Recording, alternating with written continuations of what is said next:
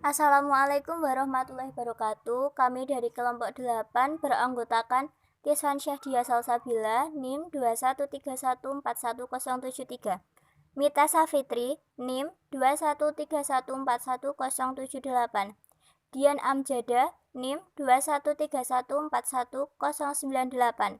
Kami akan menjelaskan pemikiran kalam Neo Hambalis. Ada 3, yang pertama Ibnu Taimiyah, 2 Ibnu Hazm, 3 Muhammad Ibnu Abdul Wahab. Saya akan menjelaskan Ibnu Taimiyah. Ibnu Taimiyah lahir pada 22 Januari tahun 1263 atau 661 Hijriah di Haran, Turki. Saat di Damaskus, Ibnu Taimiyah menghafalkan Al-Quran dan menimba ilmu kepada sejumlah ulama dan ahli hadis masa itu. Tak ayal, para tokoh intelektual Islam yang mengajarkan Ibnu Taimiyah pada masa tersebut sangat memuji semangat dan kecerdasannya. Pemikiran Ibnu Taimiyah. Dua pemikiran tersebut telah diterjemahkan oleh Hizbah Center for Reform dan diterbitkan kembali dengan judul Hizbah. Bab 1 adalah terkait dasar-dasar sendiri. Ibnu Taimiyah mengungkapkan bahwa dasar pertama yang harus dimengerti adalah bahwa semua jenis kekuasaan dalam Islam bertujuan agar semua untuk Allah, serta agar kalimat agama Allah SWT menjadi yang tertinggi. Seperti telah difirmankan olehnya, tidaklah aku ciptakan jin dan manusia kecuali agar mereka beribadah kepadaku. Bab 2 membahas perihal pedoman etis dalam menjalankan ekonomi bisnis. Tidak licik atau culas, sebab Allah berfirman, celakalah orang-orang yang berlaku curang, yaitu orang-orang yang apabila menerima takaran dari orang lain mereka minta penuhi, dan apabila mereka menakar atau menimbang untuk orang-orang lain mereka mengurangi. Bab 3 membahas tentang kepentingan bersama serta tanggung jawab pemerintah. Dalam membahas ini, Ibnu Taimiyah memaparkan tugas-tugas vital yang harus dilaksanakan pemerintah, antara lain mengontrol harga kebutuhan agar tetap terjangkau, menjamin kesediaan kebutuhan pokok, menetapkan standar upah buruh yang adil, dan lain-lain. Bab 4 memperuncing lagi penjelasannya tentang pengendalian harga agar tidak terbentur antara kepentingan umum dan pribadi. Bab 5 membahas tentang tindak kejahatan dan hukuman yang layak diganjar kepada pelakunya. Bab 6 menjelaskan tentang pentingnya penerapan konsep amar ma'ruf nahi munkar. Bab 7 ia menguraikan tentang strategi untuk menuju perubahan yang lebih baik. Uraian tersebut juga disertai dengan berbagai konsep pertentangan seperti keadilan versus tirani. Bab 8 dan 9 membahas tentang manusia dan pergerakan serta masyarakat dan kepemimpinan. Bab 10 ia mengulas perihal ilmu keadilan dan kewajiban antara penguasa dan rakyat. Dan yang selanjutnya adalah Ibnu Hazm. Ibnu Hazm memiliki nama lengkap Ali bin Ahmad bin Hazm bin Ghalib. Ia lahir di Cordoba, Spanyol pada tanggal 7 November tahun 994 Masehi. Ibnu Hazm mampu menghafal Al-Quran saat usianya masih sangat muda. Belajar sastra Al-Quran dan hukum-hukumnya, juga yang terkandung dalam Al-Quran, dari kisah dan berita lainnya. Ia belajar menulis dan selalu melatih kaligrafinya. Ia juga menghafalkan banyak syair. Pemikiran Ibnu Hazm. Menurut anaknya, yakni Abu Rafiq, Ibnu Hazm memiliki 400 karya yang terdiri dari 80.000 lembar. Karyanya meliputi bidang hukum, logika, sejarah, etika, perbandingan agama, dan teologi. Beberapa pemikirannya yang terkenal dalam bidang ekonomi antara lain: yang pertama, mengenai masalah sewa tanah dan kaitannya dengan pemerataan kesempatan.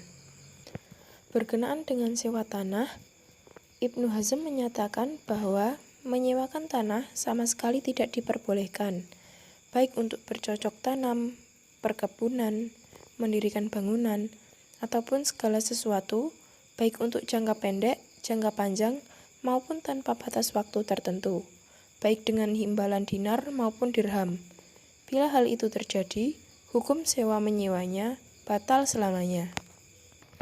Selanjutnya, beliau juga menyatakan bahwa dalam persoalan tanah tidak boleh dilakukan kecuali muzaroah atau penggarapan tanah dengan sistem bagi hasil produksinya atau mughorasah atau kerjasama penanaman.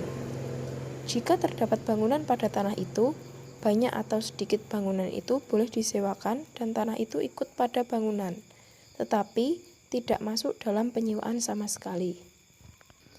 Dengan pernyataan tersebut, Ibnu Hazm memberikan 3 alternatif penggunaan tanah, yaitu yang pertama, tanah tersebut dikerjakan atau digarap oleh pemiliknya sendiri.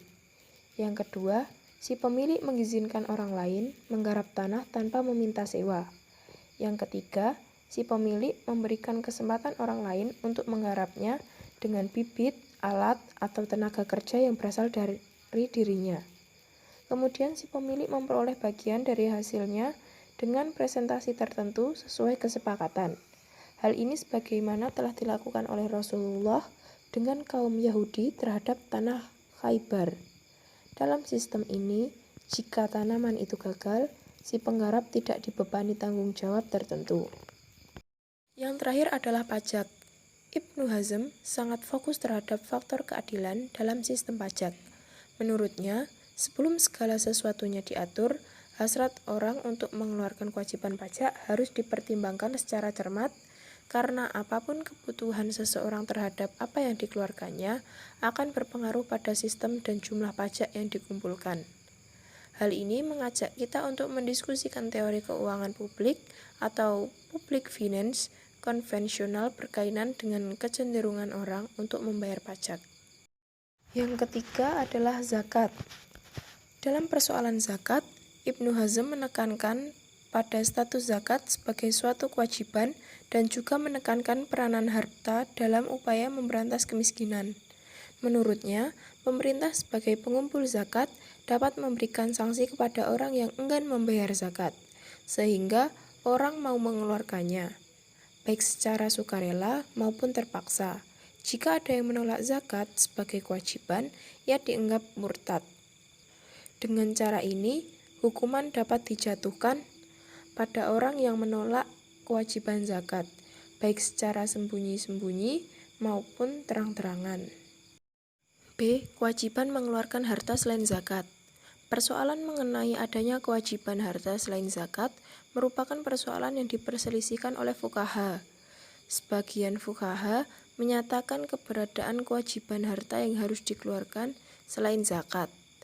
Pendapat ini juga merupakan pendapat sebagian sahabat seperti Umar bin Khattab, Ali bin Abi Thalib, Abu Dzar al-Ghifari, Aisyah, Abdullah bin Umar, Abu Hurairah, Hasan bin Ali, dan Fatimah binti Khai.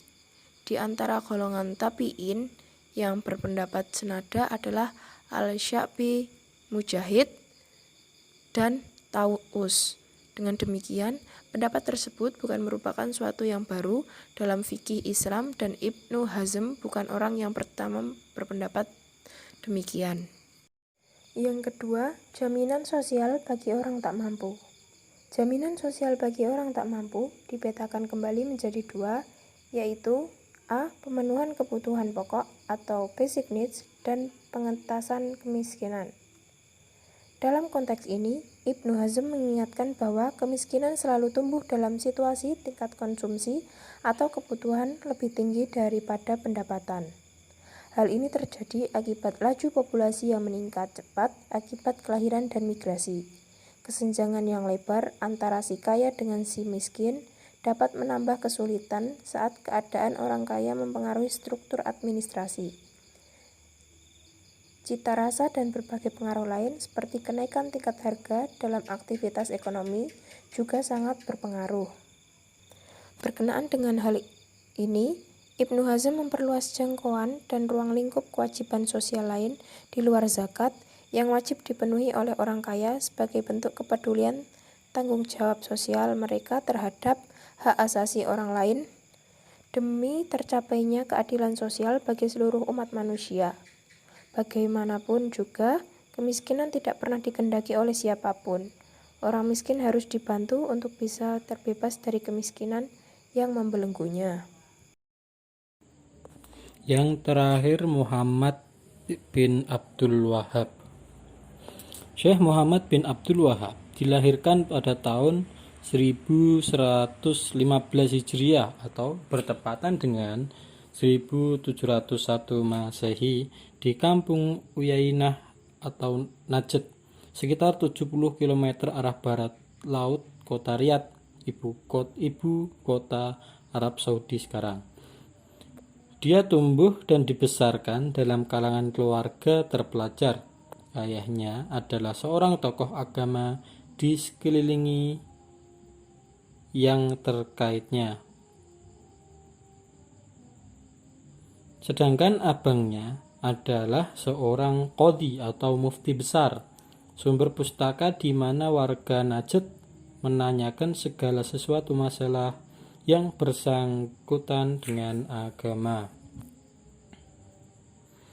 Pemikiran Muhammad bin Abdul Wahhab diantaranya: 1. Berpegang kepada Al-Quran dan As-Sunnah sebagai sumber pertama syariat. Yang kedua, memurnikan pemahaman tauhid dan menuntut orang muslimin untuk kembali seperti orang-orang muslim pada awal Islam. 3. Berpegang teguh kepada manhaj salaf soleh dan para imam mujtahid. Yang keempat, meninggalkan fanatisme serta berdakwah untuk mengikuti kebenaran sesuai dalil. Yang kelima, membasmi bid'ah dan kafarat yang tersebar pada waktu itu karena kebodohan dan keterbelakangan. Adapun sikap para ulama dalam menanggapi pemikiran Muhammad bin Abdul Wahhab terbagi kepada dua kelompok, yaitu mendukung dan menolak. Yang pertama, diantaranya para ulama yang mendukung pemikiran Muhammad bin Abdul Wahhab adalah Syekh Muhammad Al-Ghazali, Syekh Muhammad Rashid Ridho, dan sejarawan Al-Jabarti. Yang kedua, di antara para ulama yang menolak pemikiran Muhammad bin Abdul Wahhab adalah Syekh Sulaiman bin Wahhab, Syekh Ahmad bin Dahlan Al-Makki Al-Syafi'i, dan Syekh Muhammad Al-Qurdi. Sekian presentasi dari kelompok kami, kelompok 8. Bila ada kekurangannya mohon maaf. Terima kasih. Wassalamualaikum warahmatullahi wabarakatuh.